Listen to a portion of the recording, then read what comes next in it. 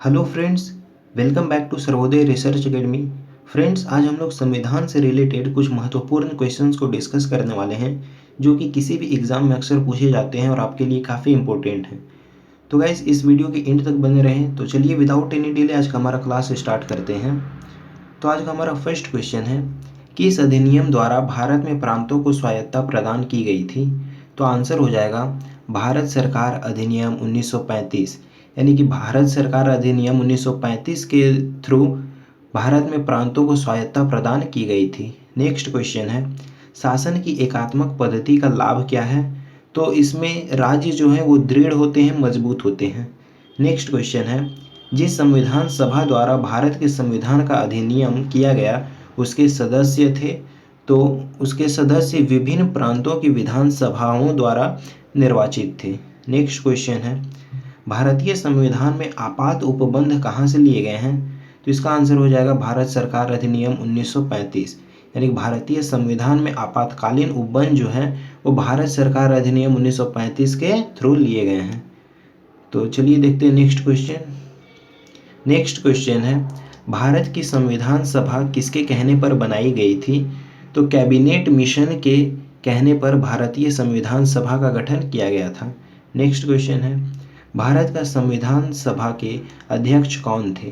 तो डॉक्टर राजेंद्र प्रसाद जो थे वो भारतीय संविधान सभा के अस्थायी अध्यक्ष थे, जिनको 12 दिसंबर 1946 को नियुक्त किया गया था अस्थायी अध्यक्ष के तौर पर संविधान सभा के।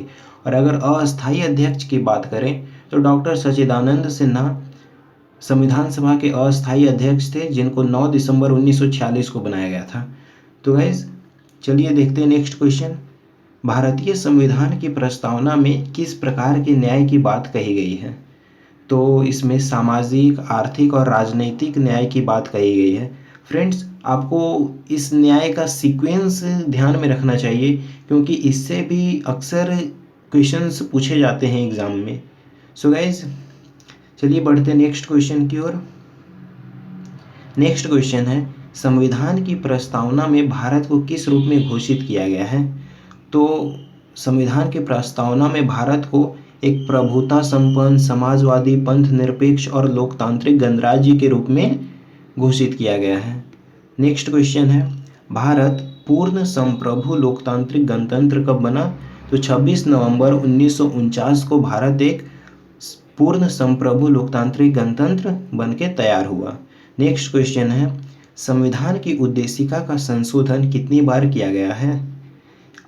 फ्रेंड्स, तो इसका राइट आंसर है एक बार।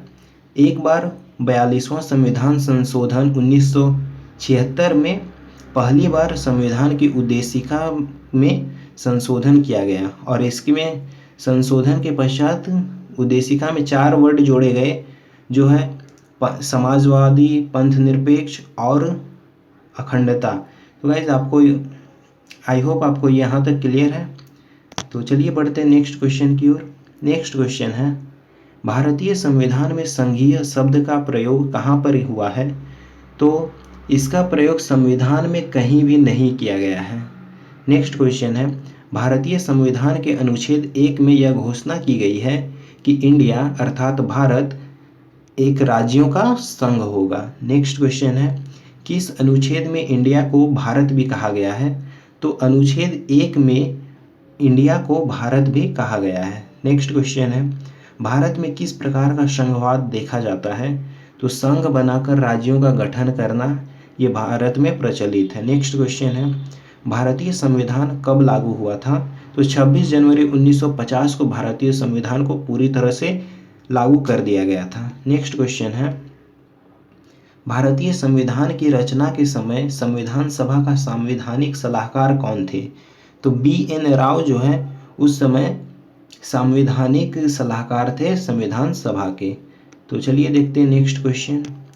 नेक्स्ट क्वेश्चन है, सरकार की किस प्रणाली में द्विसदन पद्धति एक अनिवार्य लक्षण है?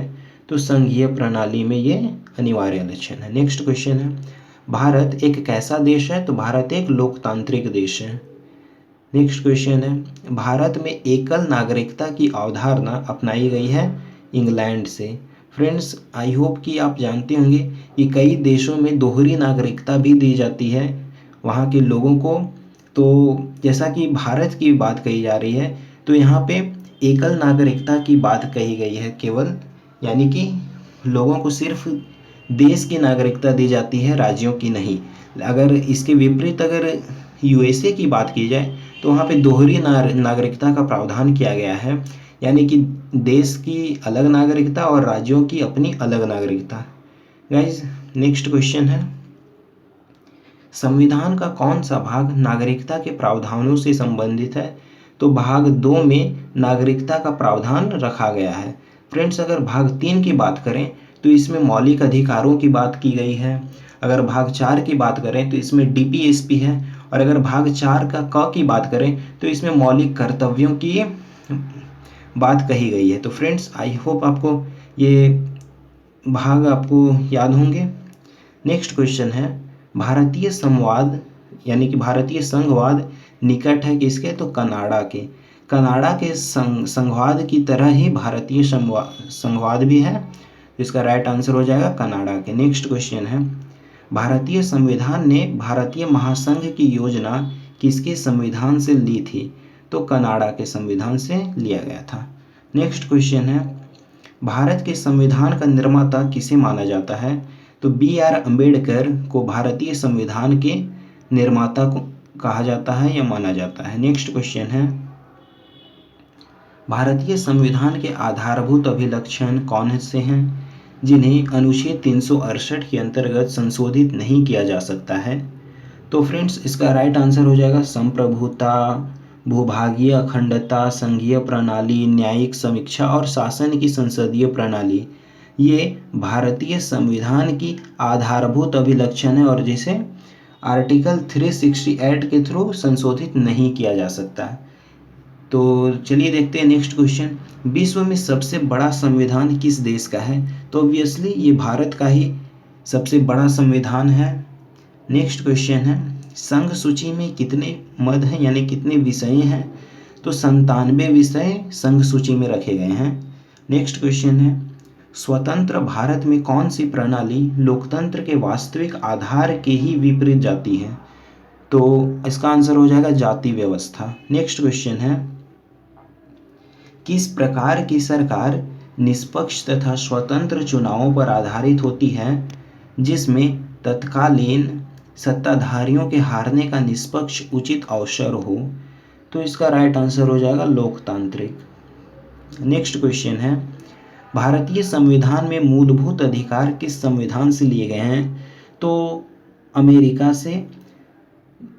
तो गाइज मैं यहाँ पे ऑलरेडी बता चुका हूँ कि भारतीय संविधान में जो मौलिक अधिकार का प्रावधान है वो भाग 3 में है, जो कि अनुच्छेद 12 से 35 में दिया गया है।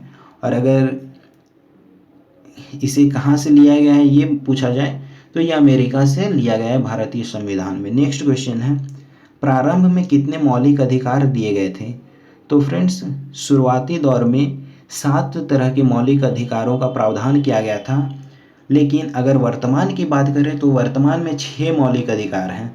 और जो संपत्ति का अधिकार मौलिक अधिकार था उसे 44वां संविधान संशोधन 1978 के थ्रू मौलिक अधिकार की कैटेगरी से रिमूव करके उसे संविधान के आर्टिकल 300A में केवल एक लीगल राइट बना के रखा गया है। तो गाइज आई होप आपको ये क्लियर है। नेक्स्ट क्वेश्चन है, स्वतंत्रता का अधिकार भारतीय संविधान के किस अनुच्छेदों में वर्णित है? तो इसका राइट आंसर है अनुच्छेद 19 से 22 में स्वतंत्रता का अधिकार दिया गया है। नेक्स्ट क्वेश्चन है, एक रीट किसके द्वारा जारी की जाती है? कोई उच्च न्यायालय के द्वारा। निजी स्वतंत्रता का एक आधार है बंदी प्रत्यक्षीकरण। नेक्स्ट क्वेश्चन है, किसी व्यक्ति के अवैध निरोध के मामले में न्यायालय द्वारा किसमें से जारी किया जाता है? तो इसका आंसर हो जाएगा बंदी प्रत्यक्षीकरण। नेक्स्ट क्वेश्चन है, भारतीय संविधान में किस प्रकार के रीटों की विशिष्ट व्यवस्था की गई है? तो परमादेश, प्रतिषेध, इसका राइट आंसर हो जाएगा। भारतीय संविधान में कितने प्रकार के प्रादेश यानी कि रीट जारी किए जा सकते हैं? तो 5 प्रकार के रीट जारी किए जा सकते हैं। कौन सी याचिका या परमादेश कोर्ट द्वारा किसी सरकारी अधिकारी को उनके आधिकारिक कार्य करने के लिए दी जाती है। तो इसका राइट आंसर हो जाएगा परमादेश।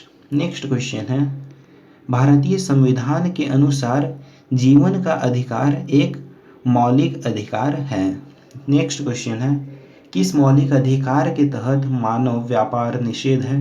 तो शोषण के विरुद्ध अधिकार के तहत मानव व्यापार जो है वो एक निषेध है। नेक्स्ट क्वेश्चन है,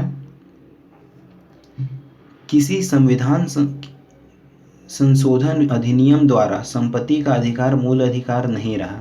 फ्रेंड्स, इसको तो मैं ऑलरेडी बता चुका हूँ कि 44वां संविधान संशोधन 1978 के थ्रू जो संपत्ति का अधिकार मौलिक अधिकार था उसे मौलिक अधिकार की कैटेगरी से हटा दिया गया और संविधान के आर्टिकल 300A में केवल एक लीगल राइट बना के रखा गया है। नेक्स्ट क्वेश्चन है, भारतीय संविधान के अनुसार संपत्ति का अधिकार है एक विधिक अधिकार यानी कि लीगल राइट। नेक्स्ट क्वेश्चन है, वह कौन सा अधिकार है जिसे डॉक्टर अंबेडकर के अनुसार संविधान का दिल कहा जाता है?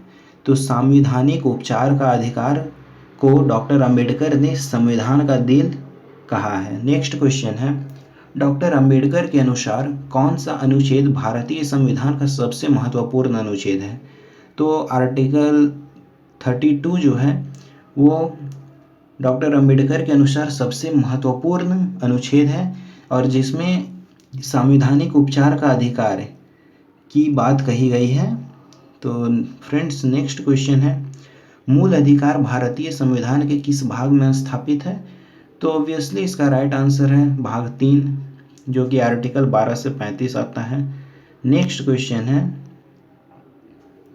भारत के संविधान के किस अनुच्छेद के अंतर्गत सशस्त्र बलों के सदस्यों के मौलिक अधिकारों को विशेष रूप से प्रतिबंधित किया जा सकता है? तो इसका आंसर हो जाएगा अनुच्छेद 33।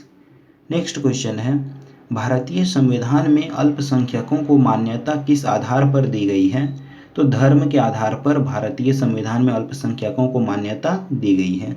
नेक्स्ट क्वेश्चन है, संविधान में मौलिक कर्तव्य किस संशोधन द्वारा जोड़े गए थे? तो 42वां संविधान संशोधन द्वारा भारतीय संविधान में मौलिक कर्तव्य का प्रावधान रखा गया था जो कि संविधान के भाग 4 के क में रखा गया है और अनुच्छेद 51 क में। नेक्स्ट क्वेश्चन है, संविधान का कौन सा अनुच्छेद मौलिक कर्तव्यों से संबंधित है?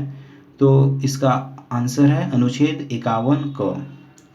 नेक्स्ट क्वेश्चन है, भारतीय संविधान में वर्तमान में कुल कितने मौलिक कर्तव्य उल्लिखित हैं? तो वर्तमान में 11 मौलिक कर्तव्य हैं, लेकिन अगर शुरुआती दौर की बात की जाए तो उस समय केवल 10 मौलिक कर्तव्य थे। नेक्स्ट क्वेश्चन है, मौलिक अधिकार निलंबित किए जा सकते हैं।